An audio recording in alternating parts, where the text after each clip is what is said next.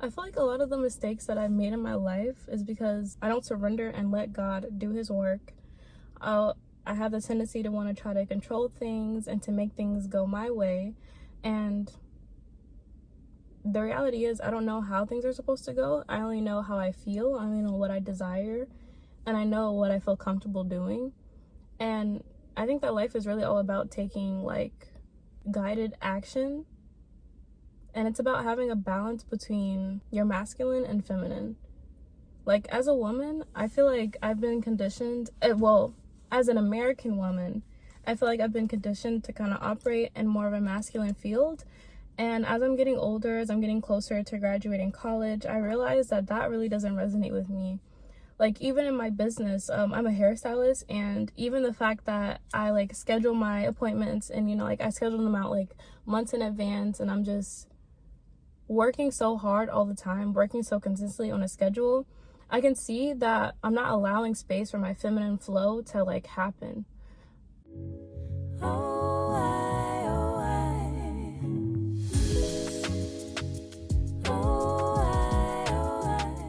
when I try to do everything my way and I try to schedule things out and operate so masculine, that I'm not allowing any room or any space for any femininity to actually like flow around my life or in my life. And I can see this as a huge problem, especially because even at like the age of 21, I've been burnt out. Like, having to juggle like school and work and hair is actually a lot to do. But it's like I would still go through it and tell myself that it's fine, because as an American, I've been kind of conditioned to believe that working hard is okay, and like working hard as a woman is to be expected, when in reality, my goal at this point in my life is to actually basically like have a partner. I really want to get married, and I want us to operate together as a unit and to be able to work off of each other's strengths. But I recognize that within myself, it's like, where am I leaving space for any of this to even happen? Like, I'm so structured. I'm so like, I have to do things like this. Things have to come to me in this way.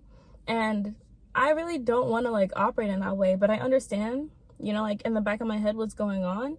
And I think the underlying thing that my issue is a lack of trust in the divine timing.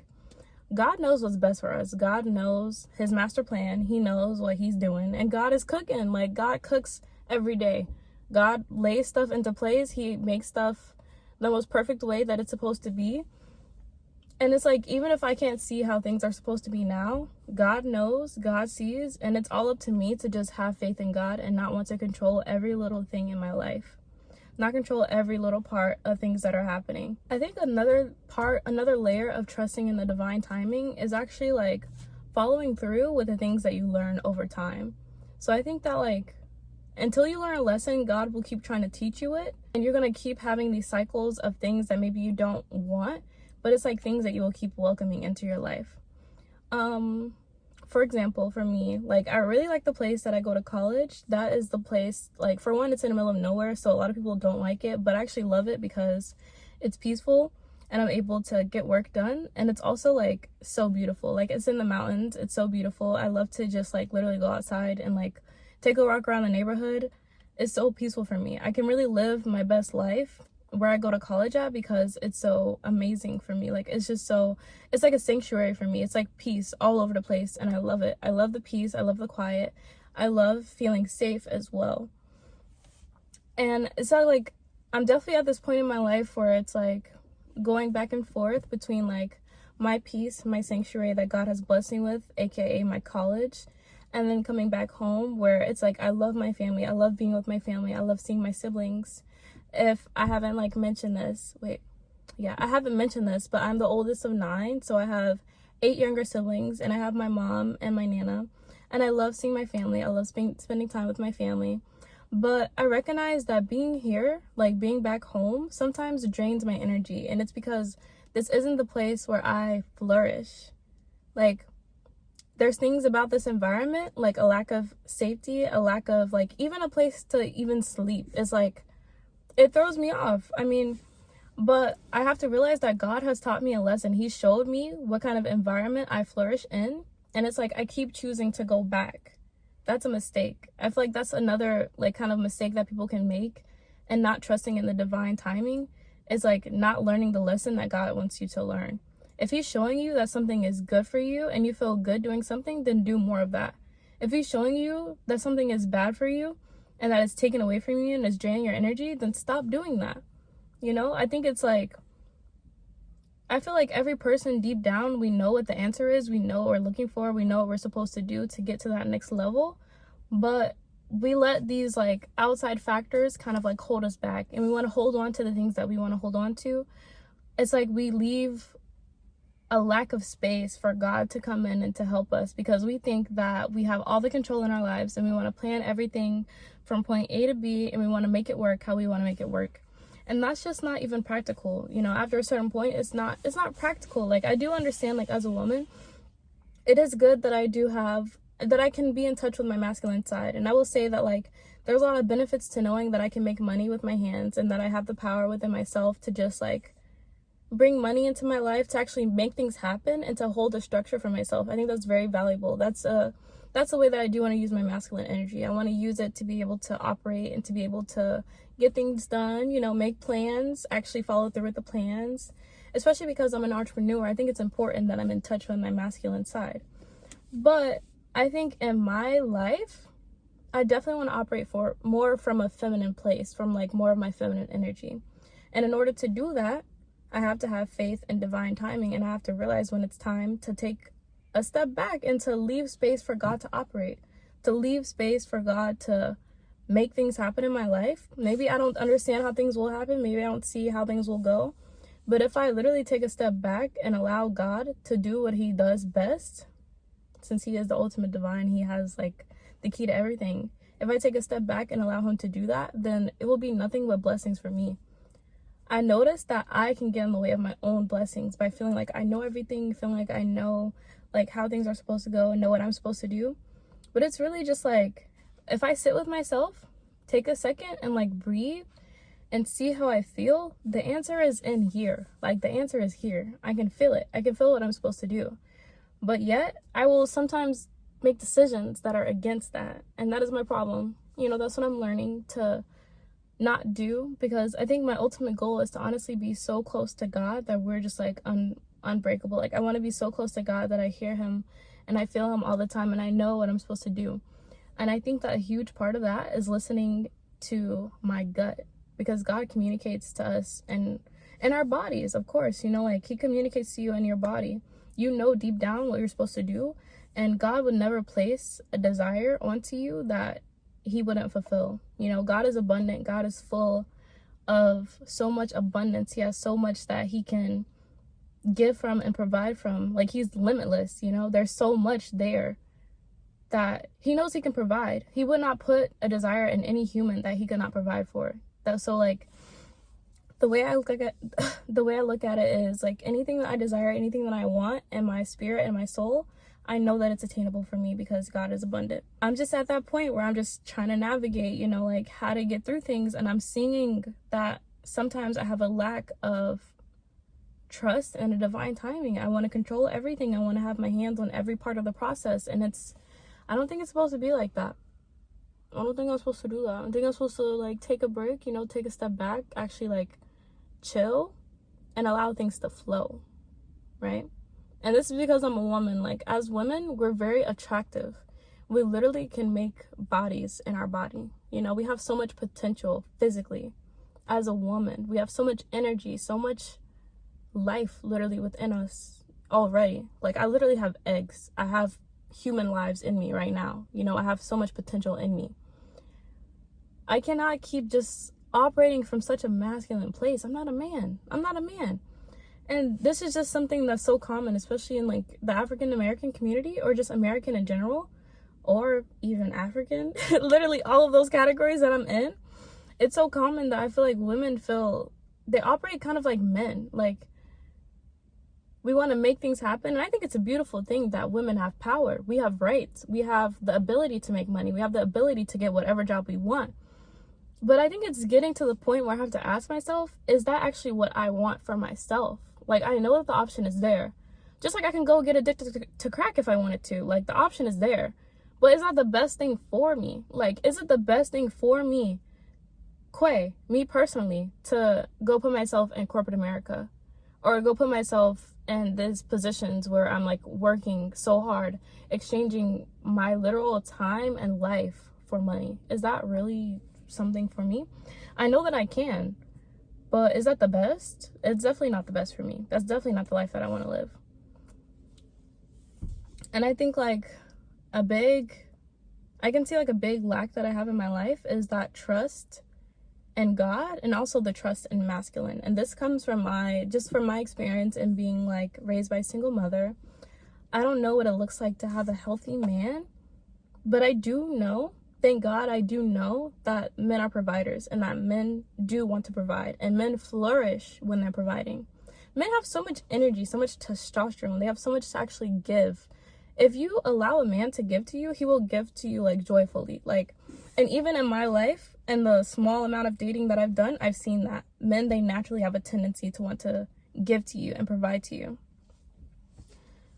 It's just that I'm at this place in my life where I'm seeing that, I see the place in my life that I would need like a man, where a man would be good.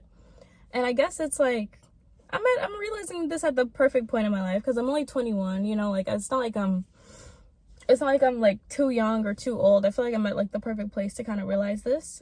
And especially to do that energy work and do that inner work, and starting to release and surrender and allow space for the masculine to come in. I will say that in my life now, like while I haven't been provided for by a physical man, I will say that God has always been providing for me. He's parted ways for me.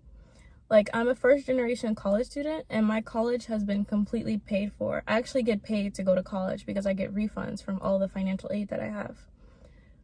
God has been with me. He's been providing for me. He's been parting ways for me, making things happen for me that I didn't even see before. And I realized that I'm just at the place in my life that I need to really make space for him. I gotta make space for him. I gotta stop sticking to Quay's schedule, Quay's plan, when Quay doesn't even know anything. I don't know everything. I barely know anything, bruh. I was literally just walking around the park, and I was looking at this like really unique type of plant, and it had like, it looked fuzzy. Like this tree, it looks fuzzy at the tips. And I'm like, wow, I don't know anything. I don't even know about all the plants around me. I don't know the names of any, there's so many things in the world that I actually don't know. Why do I think I know God's plan for my life? I don't. I know the desire that he put in my heart. I know that deep down, I want to live this free, abundant life filled with love and joy, travel, and just all these amazing, beautiful things. I don't know how I'm going to get there. I don't. But I have so much faith in God that I know that he will provide for me, because he's been providing for me. God will part seas for you. He literally parts seas. He literally parted seas for his people. God will part seas for you. If you put your trust in God and really surrender and allow him to work in your life, then he will bless you.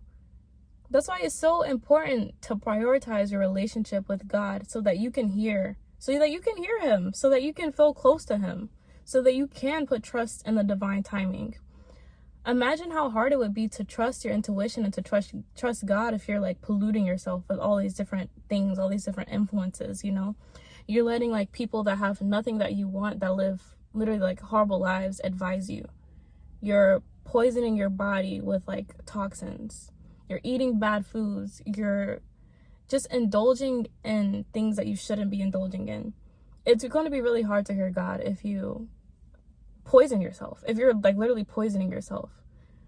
And this is something that like I've really started to realize, you know, like ever since reverting, because when I turned 18, I like started smoking, and I would smoke a lot. I was like pretty much like always high, especially, you know, like for my first, I would say like 2 years of college, I was always high. Because it was just like, I was dealing with so much, you know, like I had just became an adult, and I was just realizing like, damn, my childhood, like, you know, all that trauma that I have to heal from, like just growing up and being the oldest of 9, just imagine like in a black household, just imagine the stuff that like I had to do, the responsibility that was put on me as the oldest of 9. It's like once I turned 18, all that stuff really started to weigh down on me, just like the trauma that I had, and just like even the trauma that I picked up from friends. Like I've been through a lot, even in social settings, like My first boyfriend, it was a bad situation, basically.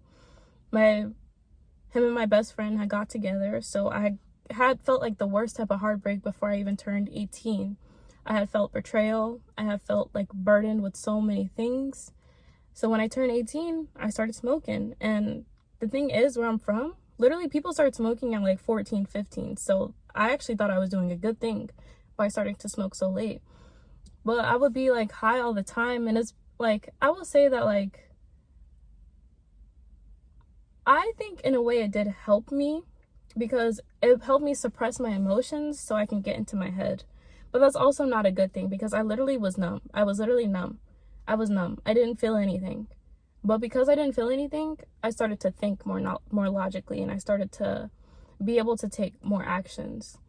Because I think the me before, I was too crippled by emotions. And I'm still a very emotional person. I'm very sensitive. And I think that like in my childhood, I wasn't really allowed the space to cry and to feel the things that I wanted to feel because I'm just super emotional. I'm a woman. I can't help it. That's just how I am, I feel things very deeply. And I think where I'm from is just kind of like tradition to just like suppress, like be strong, be strong, be strong. But I'm starting to realize the biggest strength is feeling your emotions and allowing your body to release and allowing yourself to feel. That's the strongest thing you can do because when you hold stuff back, you're literally putting up a wall for yourself. You're literally like it's like you're digging yourself into a hole by suppressing things. But when you release them, then you're opening the door for so much freedom. Even though I will say that smoking did help me in a way, or at least I think that it helped me in a way, I can see why like doing drugs and just indulging in the type of lifestyle is very toxic because I wasn't me. Like I was going with the flow of life and going with the trends of what people do at my age, but it wasn't me. I was not being myself. I was not being true to myself and how I felt about things. Like, it's like I was like a slave to smoking. I have never been one that's too like attached to what people think, especially ever since going through my trauma. I haven't been like too attached to like friends. It's actually also probably a bad thing that I have to deal with. I have kind of like avoidant attachment style, so I act like I don't need people, and I'm a bit like fearful of really attaching to someone and allowing someone to be there for me. That's something I'm working on. But I will say that like putting myself through that and going through that time that I was like on substances and just like living a lifestyle that I'm not proud of, I can see why it was hard for me to hear God because I was too clouded with too many things. It was too many things going on. I wasn't even feeling my physical body. I was literally numb. How can I hear God if I'm literally numb? I'm not even here. Like I wasn't even here when I was going through that time. So I can understand like why it can be hard for someone that's in the middle of something like that to hear God. But I would say that the most beautiful thing that you can do in order to start hearing God, I'll give you 3 things. Number 1, detox and fast. Allow your body to literally heal itself. And that's the beautiful thing that God has blessed us with in our bodies. Our bodies can heal itself. If you literally like drink water, eat healthy, eat vegetables, eat some protein, you know what I'm saying? Give yourself a break from all those sugars, all those processed foods, maybe a lot of grains. Then your body will clear itself out. And when your body is clear, your mind will be clear. Your mind won't be like releasing chemicals to literally cloud your emotions. So fast, detox. Second thing you can do is exercise. And I will say, like, I know you heard this a million times, but the hardest thing about exercising is literally starting. Because once you start, you feel amazing. And afterwards, you literally feel like you're on top of the world. The chemicals that your body will release, it's like a drug. It's so fulfilling. It's so fulfilling to your brain. It's so fulfilling to your body. It gives you so much peace when you actually start being physical and finding a healthy way to release those emotions, right? To release that energy. Because especially like depending on your age, like I'm 21, I have a lot of energy. I have a lot of emotion. Working out and exercising, even if it's just like for me as a woman walking around or like maybe doing some yoga, maybe doing some light lifts or something, this releases so much energy for me. It releases so much pent up energy. And it also energizes me. Like, it gives you a boost. It gives you a boost of endorphins in your body. So definitely, like, exercise. Do it, please. It's so good. You should just try it. Like, I think the way I start is just like walking around a park. I'm a woman and I was never like super athletic. I mean, I did like tennis and stuff, but I never did anything super athletic.